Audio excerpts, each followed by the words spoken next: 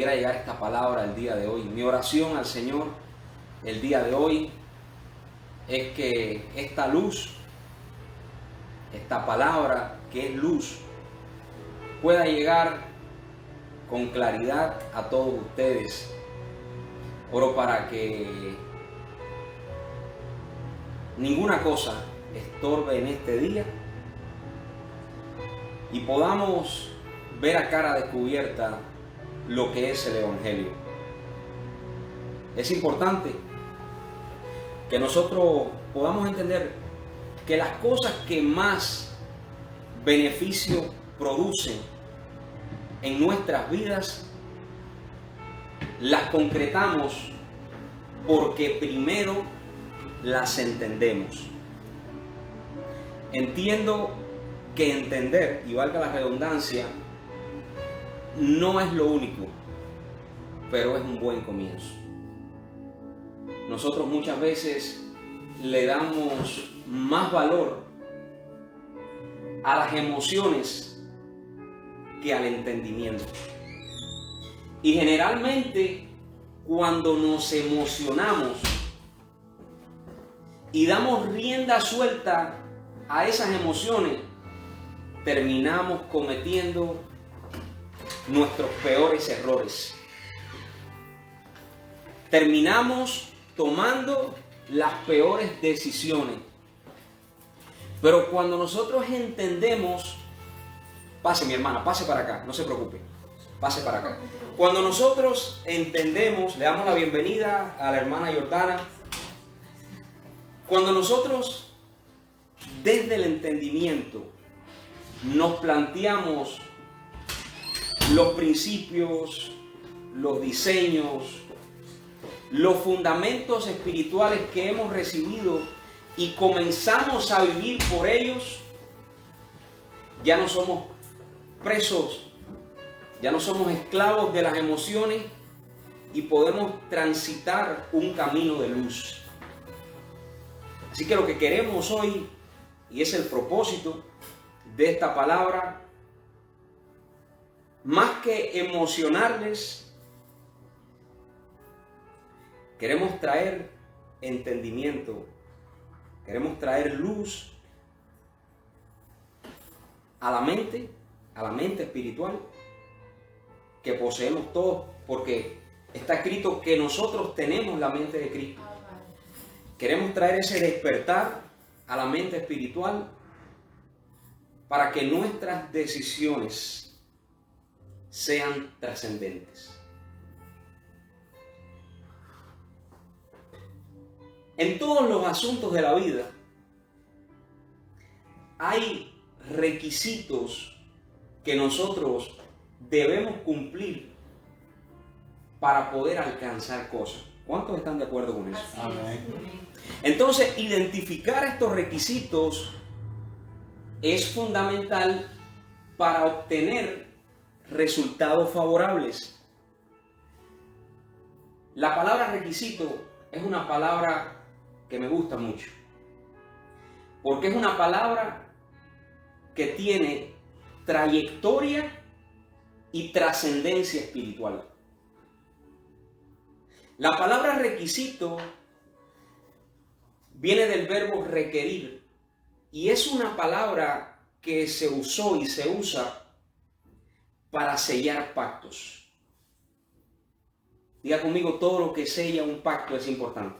Todo lo que sella un pacto es importante. Y la palabra, no sé si usted ha escuchado en algún casamiento, cuando la persona que preside esa ceremonia dice, fulano está aquí para requerir en matrimonio. Así es.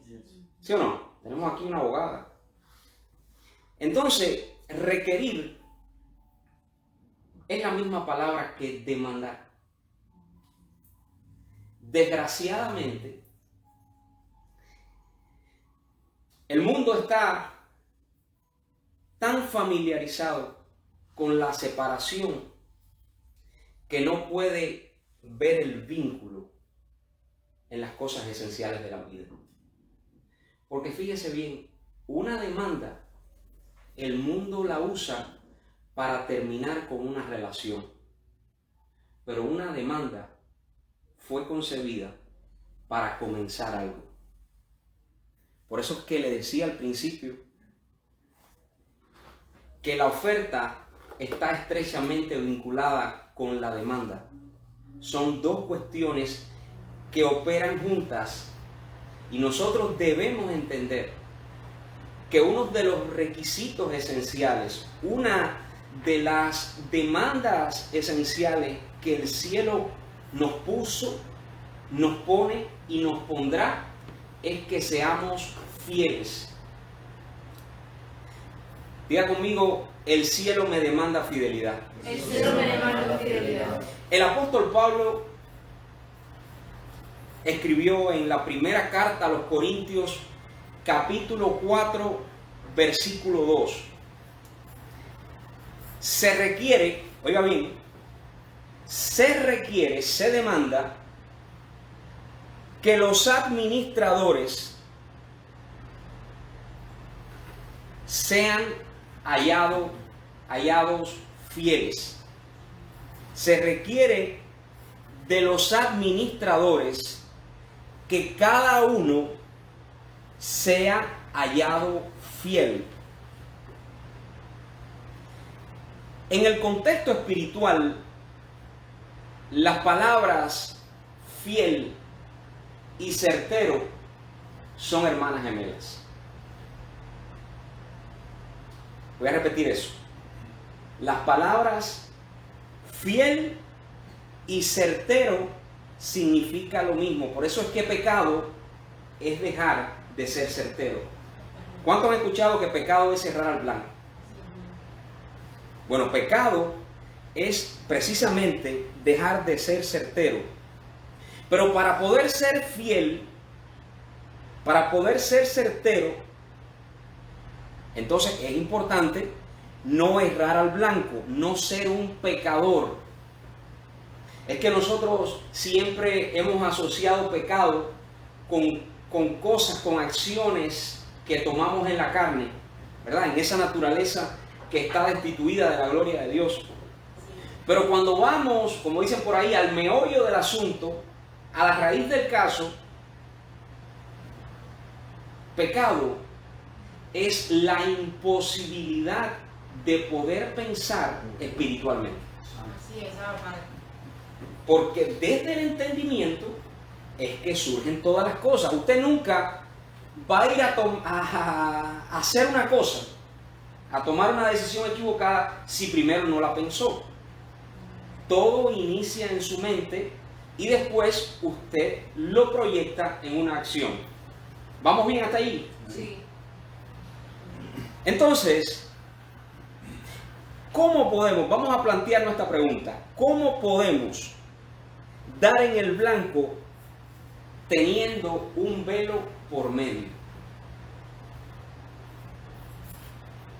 Aquí comienza la prédica. En esta pregunta. ¿Cómo podemos dar en el blanco teniendo un velo por medio? Imagine que usted es un cazador o un atleta de tiro con arco y que usted está apuntando a un blanco, pero cuando usted está apuntando a ese blanco usted tiene un velo de por medio. O sea, ya usted no está teniendo la misma visibilidad. El disparo va a perder dirección y potencia. O sea, hay factores que están en el medio que van a impedir, aunque usted sea un excelente tirador, diga, soy perfecto en el espíritu. Soy perfecto en el espíritu. El problema no es de perfección. El problema no es que tengamos que ir mejorando humanamente o Dios tenga que hacer algo para que nosotros seamos mejores. El problema, dile que está a tu lado, es que hay un velo de por medio. Hay un velo de por medio.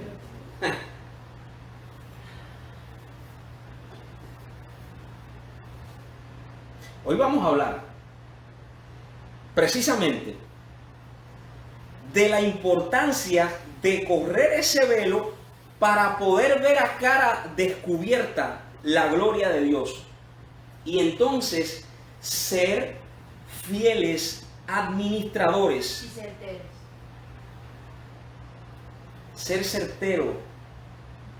Porque fíjese bien, nadie puede ser un buen administrador si no conoce lo que está administrando.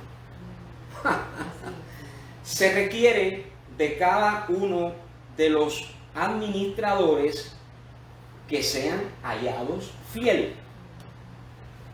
Pero ¿cómo vamos a ser fieles? ¿Cómo vamos a ser certeros si no corremos ese velo y podemos ver a cara descubierta lo que tenemos que administrar? ¿Estamos bien hasta ahí? Entonces quiero advertir que lo que vamos a compartir el día de hoy es un misterio. Y no me extraña que más de uno se espante. No me extraña eso. Pero es necesario que hablemos esto por causa de nuestra asignación en el Espíritu.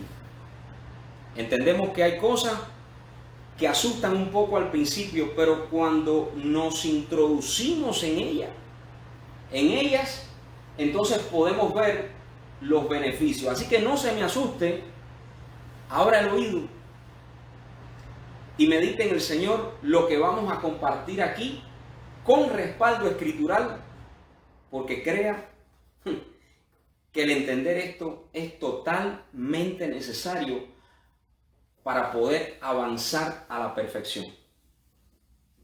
No a la perfección que no tenemos, sino a la perfección que tenemos y no podemos ver porque hay un velo. Ahora bien, ¿cómo nosotros podemos correr el velo si nosotros no sabemos qué es el velo? ¿Cuántos de ustedes han oído acerca del velo, de la importancia de correr el velo, que cuando el velo sea quitado, todo eso? ¿Cuántos han escuchado eso? Todos aquellos que hemos estado en congregaciones hemos oído hablar del velo. Hemos oído hablar de revelación. ¿Qué revelación? ¿Qué cosa es? Correr el velo. Ahora, si yo le digo a usted, córreme la cortina para que entre la luz, y usted no sabe lo que es una cortina, ¿cómo usted la va a correr? ¿Cómo usted va a ser fiel en la administración de las cosas celestiales si usted ni siquiera sabe qué es un velo?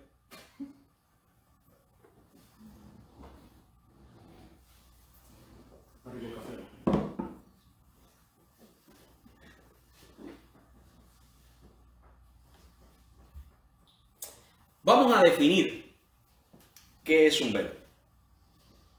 Un velo es algo que cubre, ¿verdad? Es algo que no te deja ver del otro lado, o al menos no te deja ver con claridad. Ahora, escuche, todos nosotros, por causa del propósito eterno de Dios, hemos participado de un velo. Nos hemos vestido de carne y hemos venido a este mundo. Así es. Dígale que está a su lado, no estás aquí por gusto. No estás aquí por gusto, es un propósito. Aunque el velo por mucho tiempo no nos ha permitido ver con claridad, Dios nos predestinó en el tiempo para que a través del Evangelio, para que a través de Cristo, porque el Evangelio es Cristo, el Evangelio es la palabra de Dios. Escuche bien, el Evangelio no es la Biblia. La Biblia recoge aspectos del Evangelio, pero el Evangelio tiene la misma edad de Dios, porque el Evangelio es la mente de Dios. Cuando hablamos de impartir el Evangelio, estamos hablando de una luz, de una palabra que activa la mente de Dios en nosotros. Dile que está a tu lado, Dios quiere que tú pienses igual que Él. El problema de esto es que nuestros pensamientos no eran sus pensamientos. Por eso digo, mis pensamientos son más grandes que los pensamientos de ustedes. Tenemos un conflicto. Tengo que enviar a mi hijo. Y el hijo no fue el niño que nació en Belén.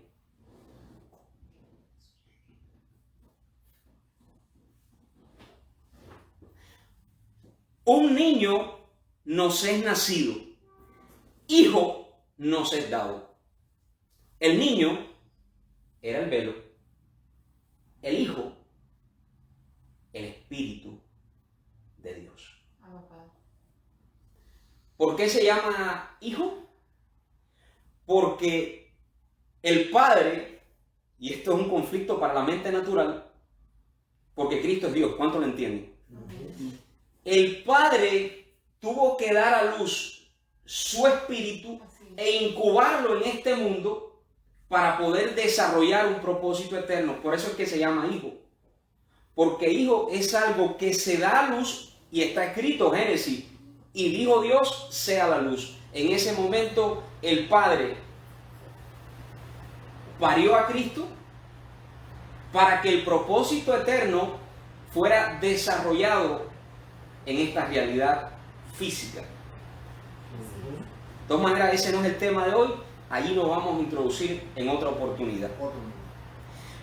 Pero vamos al aspecto que estamos tratando. Nosotros vinimos todos y participamos de un velo, ¿verdad? Nos vestimos de carne para el desarrollo de un propósito eterno del cual somos colaboradores.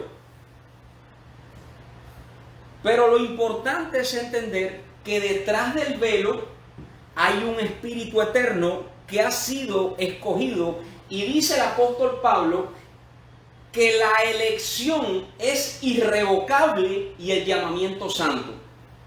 O sea, puede ser que el velo, este traje terrenal, en semejanza de carne de pecado y dado al pecado, te haya estorbado mucho. Pero quiero decirte que tú no eres el velo. Tu verdadera identidad es espiritual. Y eso lo entendemos todo, ¿verdad?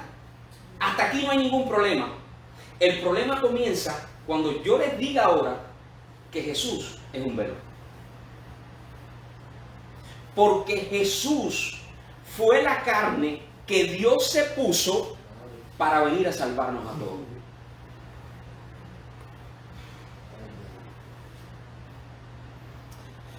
Voy a ser un poquito más conciso. El Jesús judío de Nazaret, que tantos cristianos hemos adorado, es un velo.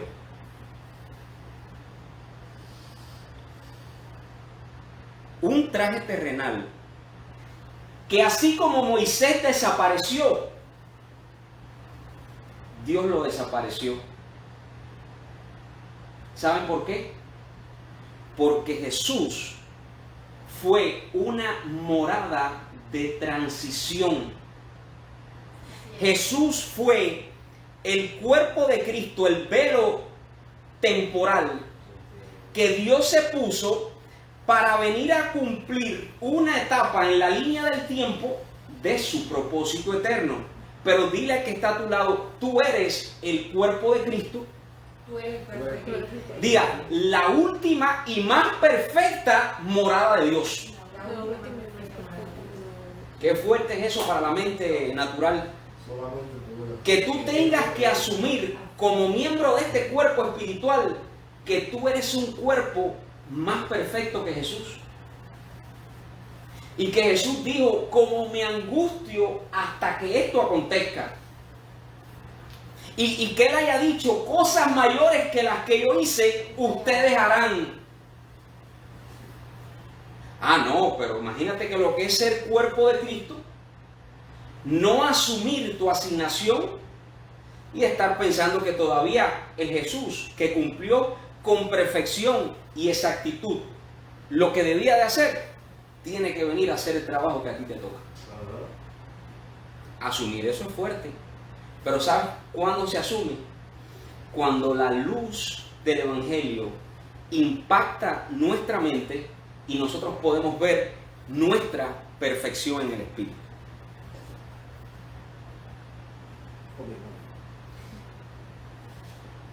Porque si seguimos conociendo a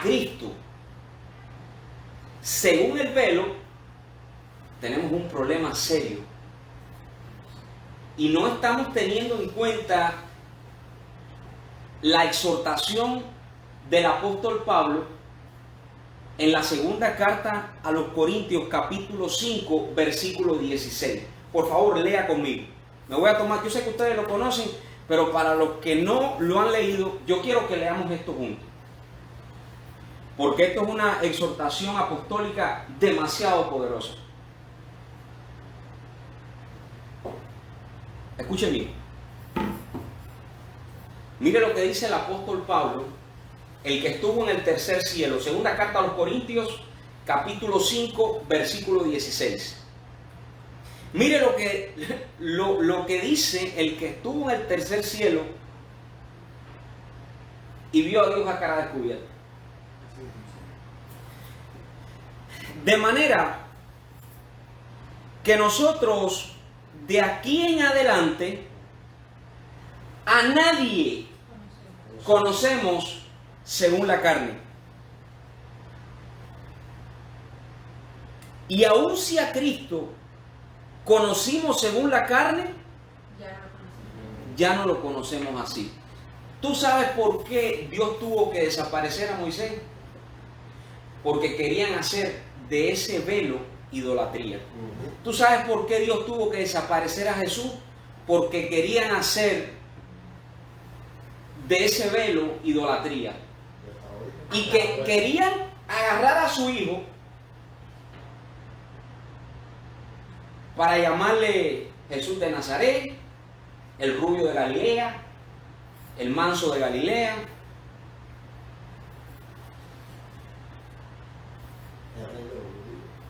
Una cosa es que Dios haya participado de un velo y otra cosa es que Dios sea un velo. Dios no es carne.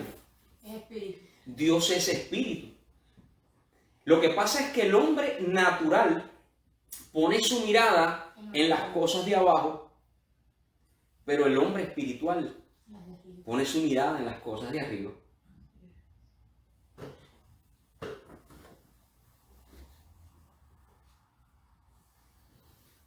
Mire, la gente cree que el que resucitó fue Jesús de Nazaret.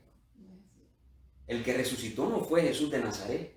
De hecho, que cuando resucitó, nunca más se presentó con el mismo velo. Nunca más. Y si no, consulte lo que está escrito. María no le conoció. Pensaba que era un hortelano. Así es. Tomás no le conoció. Tuvo que mostrar unas llagas ahí para ayudarlo con su incredulidad y su falta de revelación. Los que iban camino de Maús no lo conocieron. Dígale que está a su lado, como Jesús de Nazaret no se presentó nunca más. Y si como Jesús de Nazaret no se presentó nunca más, ¿por qué entonces tú oras en el nombre de Jesús de Nazaret? Eso es una limitación y un estorbo para tu oración que no eres capaz de imaginarte. De hecho, que en relación a Nazaret, escuche bien esto, en relación a Nazaret no había ninguna profecía en relación al Mesías. ¿Cómo iba a haber una profecía de Nazaret si el Mesías es de arriba? Por eso decían, ¿podrá salir algo bueno de Nazaret? Claro que no, no podía, ellos tenían razón. Por eso es que el resucitado, el espíritu que estaba en Jesús no es de Nazaret, es de arriba. Tú no estás sentado en Nazaret, tú estás sentado en lugares celestiales. Amén. Si tú ministras desde Nazaret, estás ministrando desde un ámbito terrenal, natural, diabólico, limitado. Pero lo que dice el Evangelio es que nosotros no estamos sentados en Nazaret, nosotros estamos sentados en lugares celestiales porque somos del de arriba, del que resucitó de los muertos.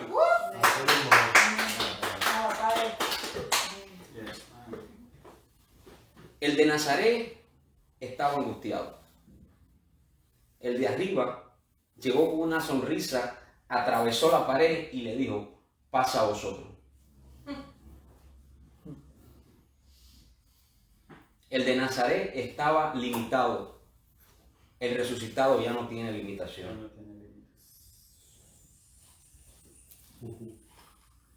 Pastor, ¿y usted tiene algo en contra de Jesús? Absolutamente nada. Porque Él cumplió. Cristo, en ese traje terrenal, cumplió de manera perfecta lo que se debía hacer para poder ir a la siguiente estación.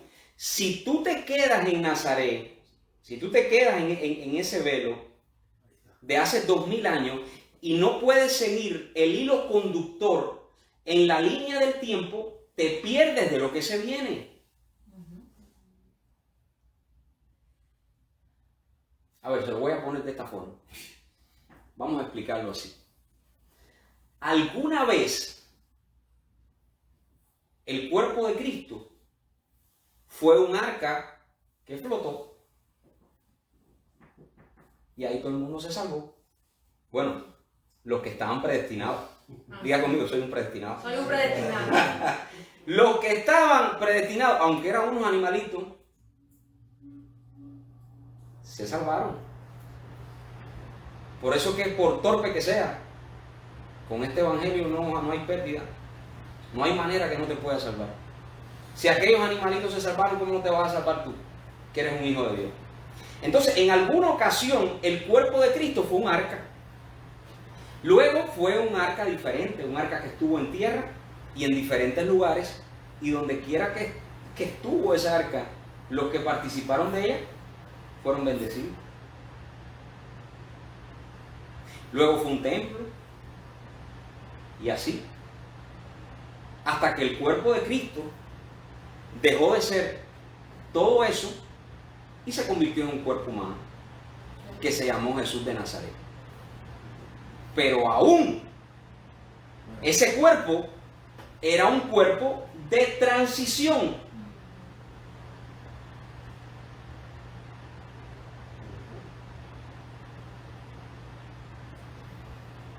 Y Jesús de Nazaret fue maravilloso. Perfecto.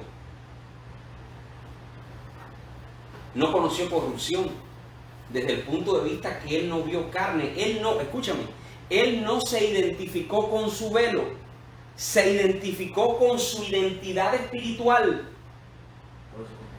Por eso pudo disfrutar de lo que la identidad espiritual le impartía. Vamos a poner un ejemplo. El arca flotaba. ¿Sí o no? Como el espíritu que estaba en él había participado de un arca que flotaba, entonces él podía caminar sobre el agua. Porque él era el mismo cuerpo en transición. ¿Qué significa esto? Que por transición, por impartición, tú puedes ser participante de todo lo que Cristo poseyó y posee. Pero eso tiene que ser revelado. Tiene que ser revelado que así como no hay nada imposible para Él, tampoco hay nada imposible para ti si puedes creer. Porque tú eres el cuerpo más perfecto en el que el Espíritu de Dios ha habitado. Esto no es para emocionarse, esto es para, llegar a comprenderlo. Repita conmigo, diga, soy el cuerpo más perfecto en el que el Espíritu de Dios ha habitado.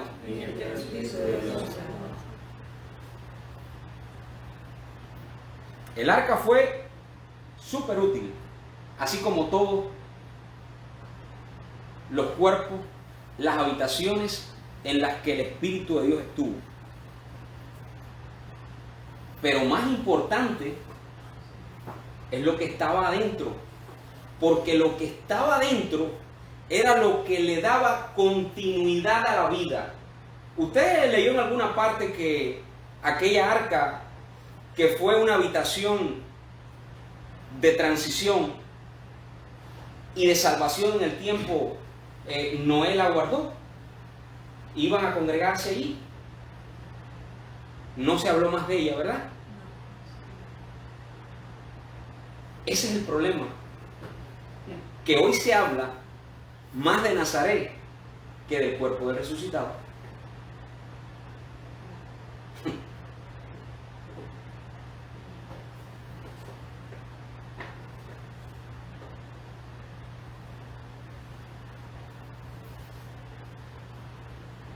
Quiero decirte algo que es clave. El cuerpo de Cristo somos nosotros. Ya no es aquel cuerpo del Jesús judío. Ahora somos nosotros, porque en su resurrección, el Evangelio dice, en su resurrección nos constituyó cuerpo suyo. Así que somos el cuerpo de Cristo, la plenitud de aquel que todo lo llena en todo. Dese un aplauso a usted mismo, que se siente contento. Por eso es necesario correr el velo para poder entrar en la luz que era inaccesible. ¿Cuántos han oído hablar de eso? El que habita en luz inaccesible. Antes era inaccesible. Ahora esa luz es accesible, porque nosotros somos luz en medio de las tinieblas. Y la luz puede participar de la luz. Dile que está a tu lado, pero es necesario correr el velo. Es necesario correr el velo. Porque hay una dualidad. Nosotros adoramos un velo de transición, pero no tenemos una identidad de cuerpo de Cristo. Hay un conflicto ahí que si no rompemos con eso, no vamos a jamás poder cumplir con nuestra asignación. Vamos a Hebreos 10:20. Vamos a ver concretamente que Jesús es un velo.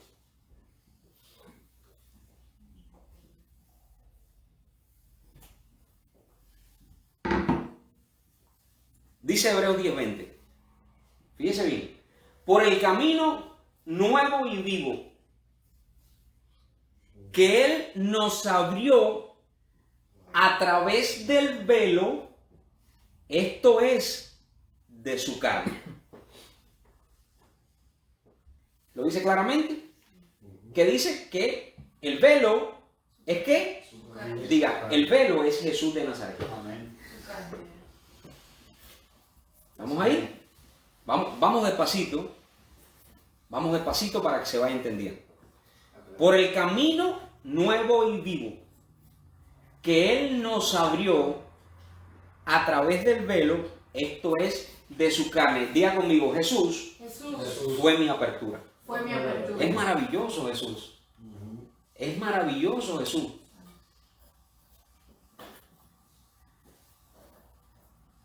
Pero dile que está a tu lado. Fíjese bien. ¿Qué significa Jesús? Jesús es una palabra. ¿Sabe qué significa? Salvador. Dígale que está a su lado. Ahora tú eres el Salvador. Ahora tú eres el Salvador. Tú no eres el cuerpo de Cristo. Así es. No se manifiesta la gloria de Dios y el poder a través de ti. Así es. ¿Y quién es el Salvador ahora? Nosotros. El apóstol Pablo dijo, no hay jactancia. Esto no es un problema de jactancia, porque ya esto es espíritu. Esto no es carne. No es ahora que tú te crees nada. Y que no. Si estás ahí, estás en una naturaleza equivocada. Sí. Nosotros somos el cuerpo de Cristo. La plenitud de aquel que todo lo llena en todo. Entonces, el Evangelio enseña que Jesús, la carne con la que Dios se vistió, es un velo. ¿Lo enseña o no lo enseña? Sí, lo enseña. Yo quiero que estemos de acuerdo, aunque sea en esta habitación. Por lo menos. Si hay por ahí alguien que está escuchando y no está de acuerdo, pero por lo menos en esta habitación tenemos que estar de acuerdo, si no lo saco, como hizo eso. Increíble. Me tiro por ahí. Lo saco para poder seguir impartiendo. Pero ¿estamos de acuerdo, sí o no? Sí o no. Si hay un desacuerdo, hacemos una pausa y lo aclaramos. Entonces, si usted está viendo esta palabra y usted cree que eternamente usted se va a llamar José, Carlos, Juan, Roberto, Jesús, Nixon. usted tiene que plantearse de que usted no es ese velo y ese velo no es trascendente. Usted es un espíritu eterno. O si no le gusta llamarse José, no se preocupe, no se va a llamar así toda la vida. Porque ese es el nombre de la vestidura, del velo que a usted le pusieron para ser un colaborador del propósito eterno. Por ejemplo, esta es una camisa a la corte. No hay ningún problema. Se puede manchar, le puede pasar lo que sea. No me angustio.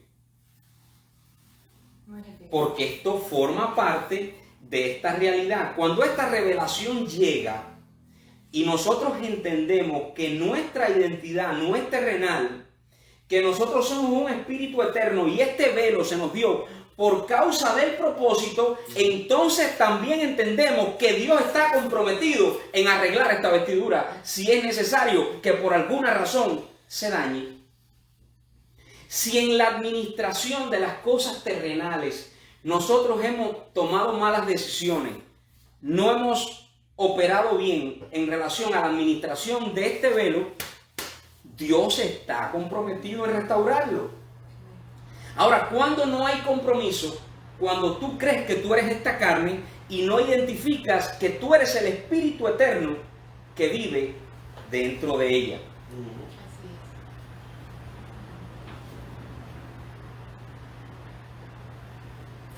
La verdad y la vida estaban en Jesús de Nazaret. ¿Sí o no? Y viene entonces un discípulo y le dice: maestro, espérate un momentico, viejo, dame un chancecito para ir a enterrar a mi padre. ¿Cuál fue la respuesta? Deja que los muertos entierren a sus muertos y tú ve y anuncia el reino de Dios. La enseñanza aquí es sencilla. Si tu prioridad es el velo, estás muerto.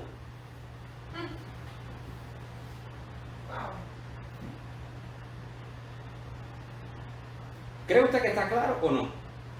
Entonces, cuando usted deje su interés, su apego, su ego por esta vestidura, no solamente usted va a ser un mejor administrador, no solamente va a haber una explosión de gracia en relación a todo lo que físicamente le está pasando, sino que también usted va a ser mucho más feliz, va a tener mucho más gozo. Porque hay gente que se angustia por cosas que le ha sucedido a su traje terrenal, pero es incapaz de darse cuenta que esto solamente es un traje terrenal. Y desde allí es que nosotros tenemos que ver la vida, desde el desapego. Yo no estoy diciendo que usted no administre bien lo que se le dio. Y lo más importante que se le dio en este ámbito es su traje terrenal. Yo estoy diciendo que usted, para poder andar gozoso, no se puede identificar con eso, ni puede vivir en la avaricia de las cosas terrenales. Eso está claro. Si viene una revelación tocante a nuestra identidad, lo primero que tenemos que identificar es esto. El Mesías, ¿en qué identidad estaba? El Mesías estaba en la identidad Cristo, por causa de la asignación que le fue dada. Y como él estaba en la identidad Cristo, lo que quería era entregar su velo, porque esa era su asignación. Él debía vencer al diablo, y una vez que venciera al diablo, es decir, que lo gobernara, él lo que quería era entregar su habitación para que la habitación más perfecta, la cual somos nosotros, entrara en operación. Entonces uno de sus discípulos, miren lo que le dice. Miren lo que le dice. Mateo capítulo 16, versículo 21. Vamos allá.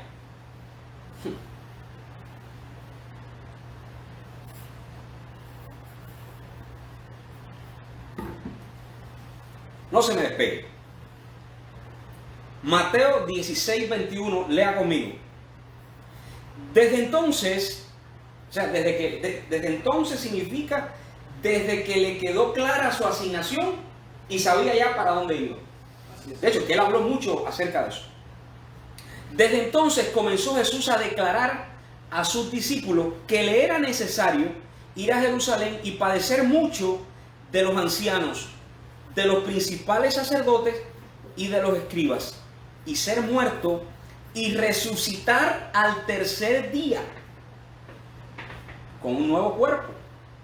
Entonces Pedro, tomándolo aparte, comenzó a reconvenirle, diciendo: Señor, ten compasión de tu velo, que tal cosa no te acontezca. ¿Se da cuenta cómo Pedro tenía la mirada puesta en el velo? Jesús quiere entregarlo, Pedro quiere conservarlo.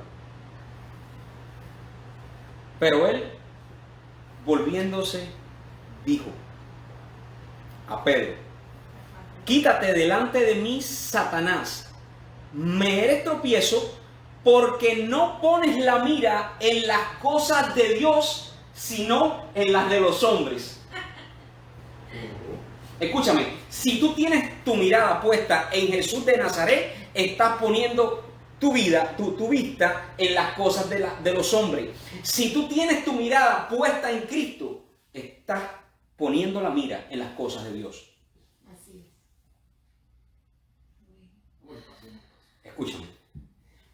Cuando Pedro puso la mira en Jesús de Nazaret, en las cosas de los hombres, en las cosas terrenales, fue reprendido. Cuando puso su mirada en las cosas de arriba, fue exaltado. Bienaventurado eres Simón, hijo de Jonás, porque no te lo reveló carne ni sangre, sino mi Padre que está en los cielos. Cuando vio a Jesús de Nazaret, el velo fue reprendido. Cuando vio a Cristo, fue exaltado. Así es. ¿Y por qué le dice Simón, hijo de Jonás? Jonás representaba la resurrección. Lo que le estaba diciendo: bienaventurado eres, hijo de la resurrección. ¿Sabes por qué? Porque alguien que puede ver lo espiritual Ha resucitado. teniendo lo terrenal de por medio es considerado un resucitado. ¿Quién es un resucitado? No, un resucitado no es alguien que un día Dios va a levantar el velo de la tierra. Dios mío, ¿cómo alguna vez pudimos creer en semejante cosa? Si el velo es para aquí, Dios no se va a llevar tu velo al cielo. El cielo es inmaterial, el cielo es espíritu. Tu velo tiene prohibido entrar al cielo. La carne vuelve al polvo y el espíritu vuelve a Dios. De la nación donde tú eres, no existe lo corruptible, es otra cosa. No lo entendemos todavía. Pero olvídate, con ese velo tú no vas a ir a ninguna fiesta. Quítate ese traje que no vas. En algún momento, ese traje va a regresar al orden material o al desorden material de donde vino. Pues hay algunos por ahí que son un desorden material. Que Dios nos ayude. Entonces, ¿qué es lo que dice primera carta a los Corintios, capítulo 15, versículo 48? ¿Cuál el terrenal? Tales también los terrenales. ¿Cuál el celestial? Tales también los celestiales. Pero ¿por qué hay? Mira, me preguntó esto una persona. ¿Por qué hay tanta gente carnales en la iglesia? Porque tienen su mirada puesta en el velo, en Jesús de Nazaret. ¿Y cuál el terrenal? Tales también los terrenales. ¿Cuántos celestiales hay aquí? Es la pregunta. Esta palabra es poderosa, ¿sabes por qué? Porque corre el velo no permite que sigas viendo al Jesús judío y puedas poner tu mirada en el Cristo de la gloria, que no nació en Nazaret, vino de arriba para que tú fueras levantado. ¿Qué le dijo a los discípulos? Voy pues a mi Padre a preparar morada para vosotros. En la casa de mi padre muchas moradas hay. Para ir avanzando así en el mensaje, póngase así la mano en el pecho y dígase usted mismo, no te cojas tanta lucha con este velo. No te cojas tanta lucha con este velo. Para que puedas disfrutar de la vida del Espíritu. Para que puedas disfrutar de la vida. Todos nuestros afanes, todas nuestras carnalidades tienen que ver con este velo. Pero nosotros no desmayamos, porque hemos entendido que aunque, como dijo el apóstol Pablo, nuestro hombre exterior se va desgastando, el interior se va renovando por la luz de día en día.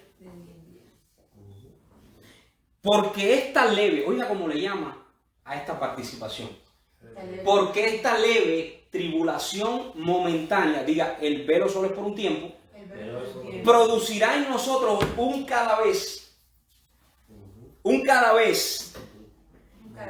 más excelente y eterno peso de gloria.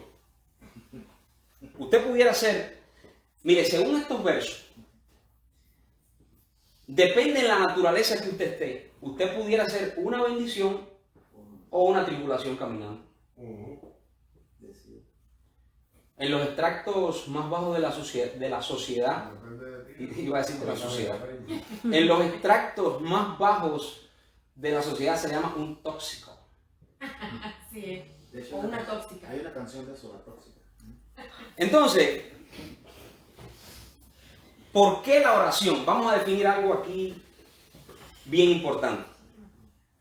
¿Por qué la oración en el nombre de Jesucristo es tan efectiva? Ahí vamos. ¿Por qué la oración en el nombre de Jesucristo es tan efectiva?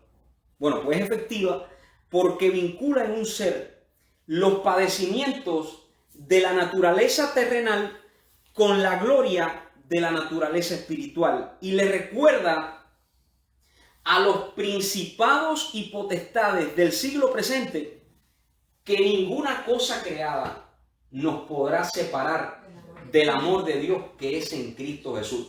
Dile que está a tu lado, ni aun tu velo. Ni aún tu velo, hermano. ¿Qué es lo que más separación produjo y produce? Porque cuando usted participó de carne y sangre, automáticamente quedó destituido. De hecho, que el principado y potestad más grande que usted tiene y va a tener toda su vida es su propia carne. ¿Sí o no?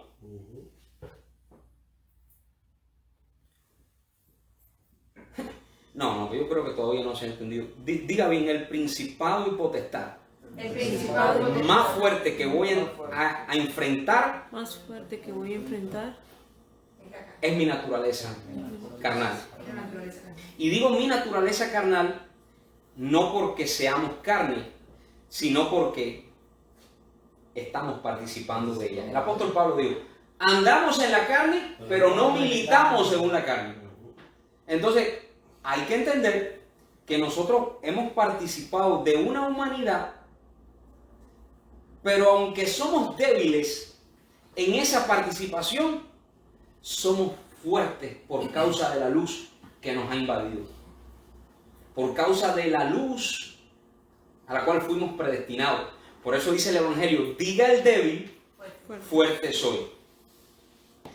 El principado más terrible que usted va a tener que enfrentar es usted mismo. De hecho, que cuando Jesús debía comenzar su ministerio, fue llevado por el Espíritu al desierto para que pudiera verse en carne y viera al diablo al cual tenía que enfrentarse. De hecho, que cuando él sale del desierto, había una sola cosa que tenía clara. Tenía que destruir al que tenía el imperio de la muerte.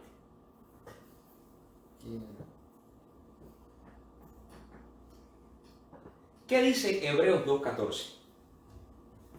¿Qué dice Hebreos 2.14? Por cuanto los hijos, oiga bien, vamos allá. Por cuanto los hijos. Mira, tú sabes que yo conocí una persona, en lo que buscan Hebreos 2.14, yo conocí una persona que le gustaba predicar mucho de los principados y potestades. Y un día me cansé así, porque ya hay un momento que uno se cansa, ¿verdad? Y le dije, chico, tú algún día debes predicar de ti mismo. ¿Cómo así? ¿Cómo voy a predicar de mí? Tengo que predicar de Cristo. No, le digo, porque como tú predicas tanto de los principados y potestades, debes predicar de ti porque tú eres el peor principado y potestad que tú enfrentas. Pues tú tienes una carne muy mala, viejo. ¿Cómo es? Le dije, mira lo que le dijo el apóstol Pablo a Timoteo. Le dijo, ten cuidado de ti mismo y de la doctrina. Persiste en ello, porque haciendo esto te salvarás a ti mismo y a los que te oyeren. ¿Hacia quién fue la advertencia del que estuvo en el tercer cielo? Y la que está a tu lado fue hacia el velo. Hacia el velo. Tu mayor principado y potestad, tu mayor estorbo. El problema está en que nosotros pensamos que Jesús fue al desierto a enfrentarse a un ser externo con pijama rojo.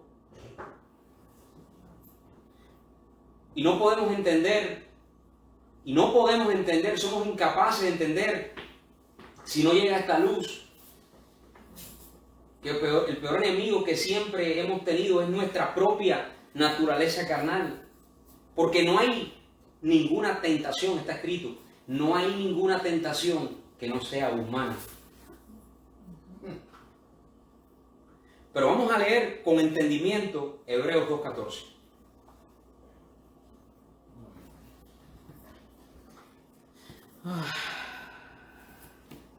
Dice, así que, lea bien, así que, por cuanto los hijos, ¿cuántos hijos? Conforman el cuerpo de Cristo. Por cuanto los hijos participaron de carne y sangre. Así que, por cuanto los hijos participaron de carne y sangre. Ese por cuanto es igual que si dijéramos por causa de. Por causa de que los hijos participaron de carne y sangre, él también participó de lo mismo, para destruir por medio de la muerte. Muerte aquí significa negación. Síganme con eso, apúntenlo. Muerte significa negación. Es decir, él tenía que participar de lo mismo que nosotros participamos, para destruir por medio de la negación. Si alguno quiere venir en pos de mí, niéguese a sí mismo. Dice, al que tenía el imperio de la muerte. Léalo ahí. Esto es al diablo. ¿Pero de qué diablo está hablando? Dígale que está a su lado. De carne y sangre. No está hablando del muñequito del pijama rojo. Está hablando que por cuanto los hijos participaron de carne y sangre, él también participó de lo mismo, para destruir por medio de la negación al que tenía el imperio de la muerte, esto es al diablo.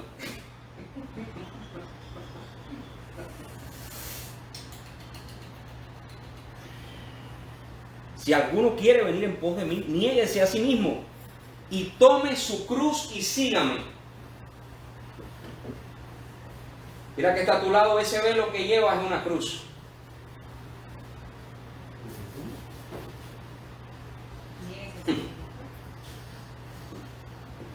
Y tome su cruz y sígame. Porque todo el que quiera salvar su vida,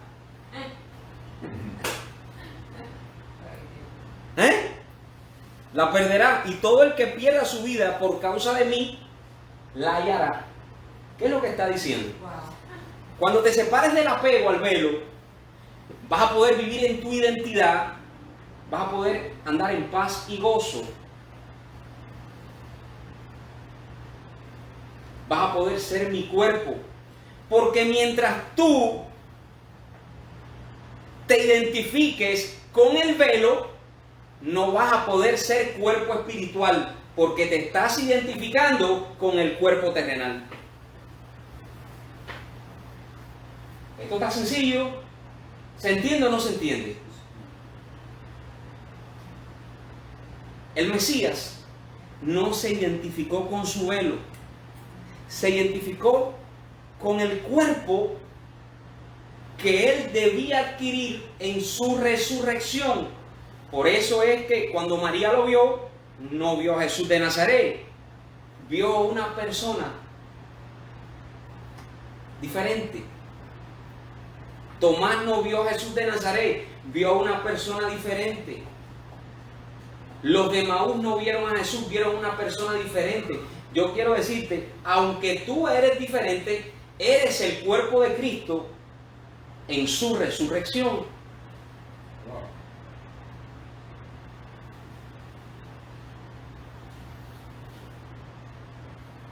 Así que, por cuanto los hijos participaron de carne y sangre, él también participó de lo mismo, para destruir por medio de la muerte al que tenía el imperio de la muerte, esto es al diablo. ¿Y cuál fue el diablo que destruyó?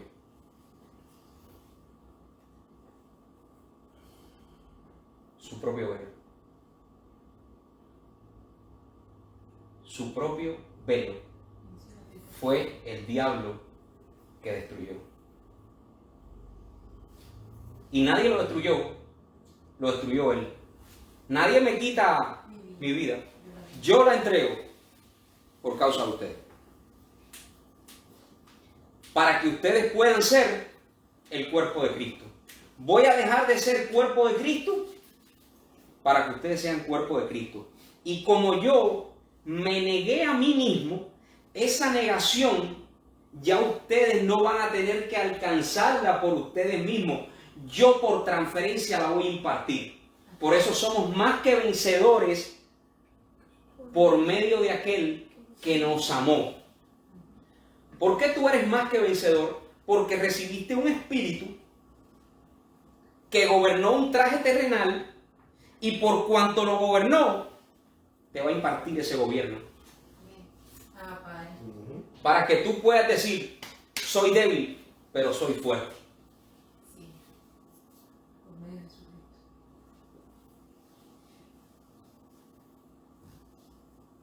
Pero es importante que usted entienda que no debe continuar orando con mentalidad de velo, sino con mentalidad de espíritu perfeccionado, porque aquel velo, aquella carne llamada Jesús, fue destruida para hacernos participantes de su gloria. Padre, la gloria que me diste, yo les he dado para que ellos sean uno, así como tú y yo somos uno.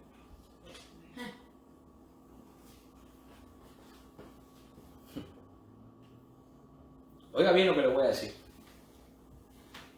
Mientras alguien aún esté adorando al velo, mientras alguien esté viendo a Jesús de Nazaret y esté orando en el nombre de Jesús de Nazaret, no está convertido. Porque ¿qué es lo que está escrito? Cuando se conviertan al Señor, el velo, diga Jesús de Nazaret, se quitará. Porque el Señor no es Jesús de Nazaret. El Señor es el Espíritu. Y donde está el Espíritu del Señor, allí hay libertad. ¿Está escrito así o no está escrito así? Vamos a leer. Segunda carta a los Corintios, capítulo 3, versículo 16.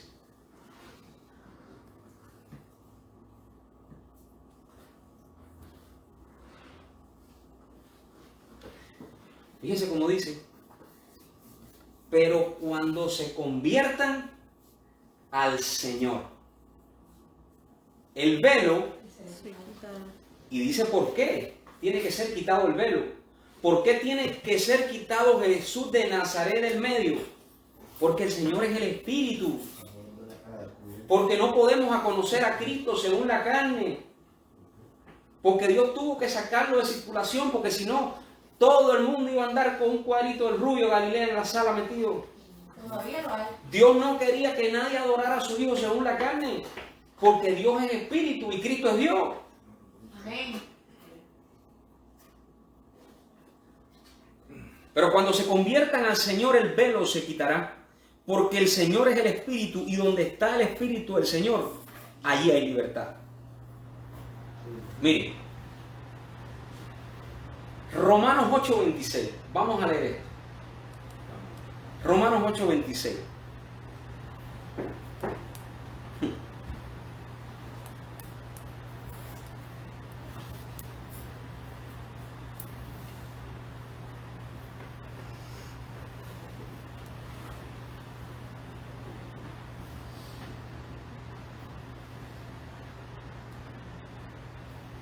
Lea conmigo. Dice así. Y de igual manera, el Espíritu nos ayuda en nuestra debilidad. ¿Quién es el que te ayuda? El Espíritu. Pues ¿qué hemos de pedir como conviene? No lo sabemos, pero el Espíritu mismo intercede por nosotros con gemidos indecibles. ¿Quién es el que intercede por ti? ¿Jesús o el Espíritu? El Espíritu. Había un centurión romano que tenía un conflicto familiar ahí. El siervo de él estaba pasando por un proceso de enfermedad. Y culturalmente era una abominación que un judío entrara a casa de un gentil. Y más aún, si ese gentil estaba participando de lo que se pensaba que estaban participando. Claro. Eso era un conflicto, pero este hombre tiene lo que yo llamaría la revelación más grande de su tiempo, junto con algunos más que también lo vieron, porque el Padre lo permitió ver. Él lo permitió ver para que quedara registrado. Y este hombre tiene una revelación y le dice: mira, yo sé que por causa del velo judío es un conflicto que tú entres a mi casa. Envía la palabra, el Espíritu, que es lo que está dentro, que es lo que es importante, y mi siervo sanará, porque yo he entendido que el velo no puede hacer nada por mí, pero la palabra que está dentro de ti tiene poder. Padre. Había un grupo de gente empujando al velo, apretando al velo. Tenían al velo ahí hecho leña, como dijo el cubano. Pero había una mujer que tenía 12 años de estar con flujo de sangre. Y esta mujer tiene una revelación y no ve al velo que todos estaban empujando, tocando, apretando, sino que ve a Cristo, ve a la palabra dentro de él. Ella lo toca y automáticamente recibe sanidad. Quiero decirte el día de hoy, no necesito tocarte. Por lo que sea que estés atravesando en este momento, recibe luz. Que la palabra, que ese espíritu pueda llegar allá hacia donde tú estás ahora mismo. Por causa de la palabra que es espíritu, por causa de la luz, por transferencia espiritual y por causa que somos uno, ahora mismo toda célula cancerígena comienza a secarse y desaparece. Todas las personas que ahora mismo estén padeciendo de cualquier tipo de enfermedad, quiero que se conecten por la fe a esta palabra.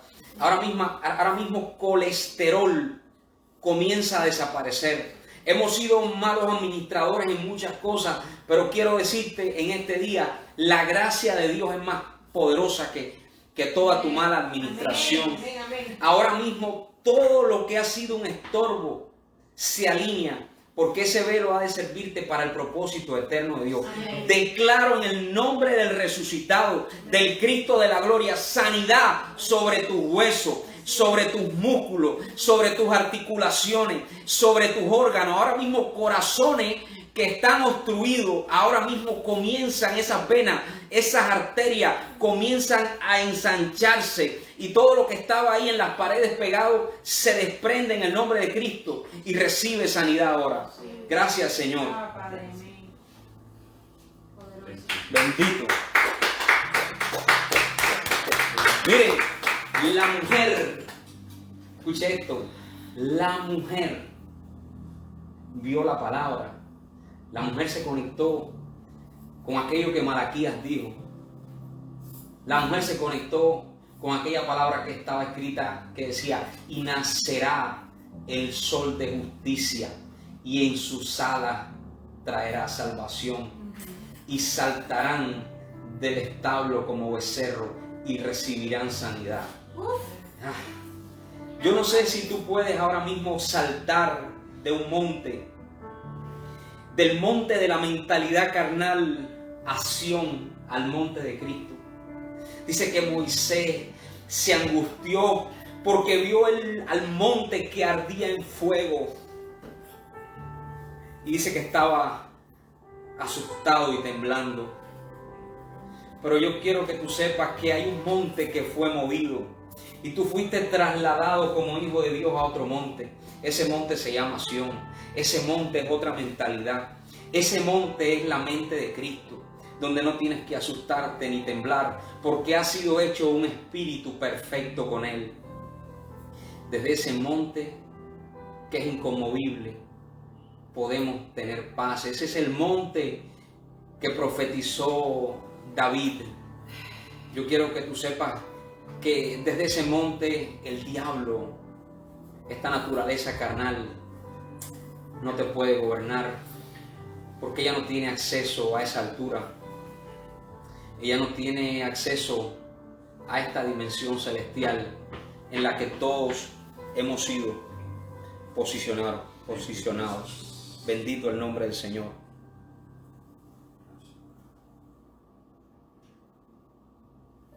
Se recuerda que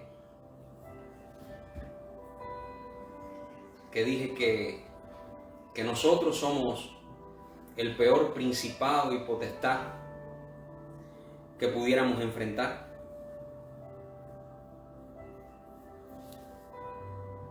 Eso es terrible si nos identificamos con la carne. Pero si nos identificamos con el Espíritu y vemos el gobierno del Espíritu sobre esta naturaleza, nos podemos regocijar. El Evangelio dice, escuche bien, el Evangelio dice que Cristo es nuestra cabeza. Aunque nosotros en la carne seamos el peor principado y potestad que pudiéramos enfrentar, hay una gloria, hay buenas noticias. Cristo es nuestra cabeza. Colosenses capítulo 2, versículo 10 dice, y vosotros, recíbame esto, dice, y vosotros estáis completos en Él, que es la cabeza de todo principado y potestad. Aunque hay un principado y una potestad que quiera desarraigarte del propósito eterno de Dios, tienen una cabeza. Pablo dijo en Romanos capítulo 7, versículo 24, miserable de mí, ¿quién me librará de este cuerpo de muerte? Gloria doy a Dios por Jesucristo, Señor nuestro. Así que yo mismo, con la mente, sirvo a Dios, mas con la carne, con el velo, a la ley del pecado. Como decíamos en Cuba, el venado siempre va a tirar para el monte. No, no te voy a engañar, no te puedes engañar tú mismo. Una ley. Desde este velo, siempre, por más espiritual, por más palabras, por más revelación que tengas, siempre vas a tener deseos engañosos. Pero tú no eres este velo.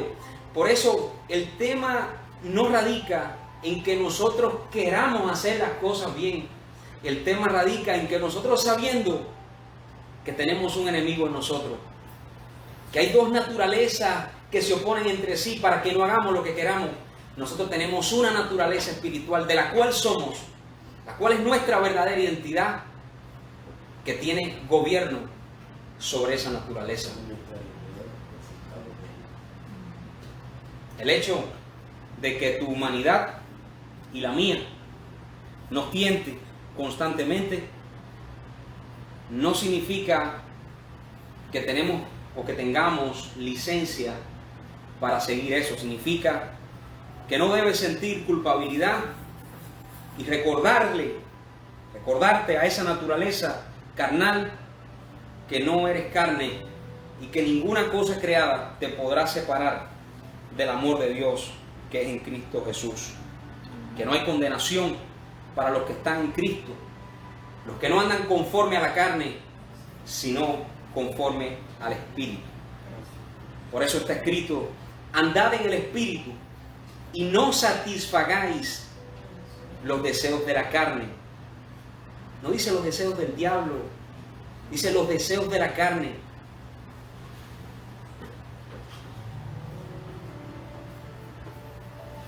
Termino con esto. Colosenses capítulo 2, versículo 11. Dice así. Oiga bien. En él también fuisteis circuncidados con circuncisión no hecha a mano, al echar de vosotros el cuerpo pecaminoso carnal en la circuncisión de Cristo. Aquella circuncisión del antiguo pacto era una sombra, una figura de la verdadera circuncisión. La verdadera circuncisión es esta palabra, que es una espada de doble filo que corta y separa a nivel de la mente nuestra identidad, que te hace ver que tú no eres el velo, tú no eres diablo, tú no eres débil, tú eres fuerte en Cristo porque eres un espíritu con Él. La circuncisión de Cristo es cuando esta palabra que estamos compartiendo hoy es día de circuncisión, esta palabra que estamos compartiendo hoy corta y te deja ver a cara descubierta tu verdadera naturaleza. Un abrazo para todos los bendecidos que no andan conforme a la carne.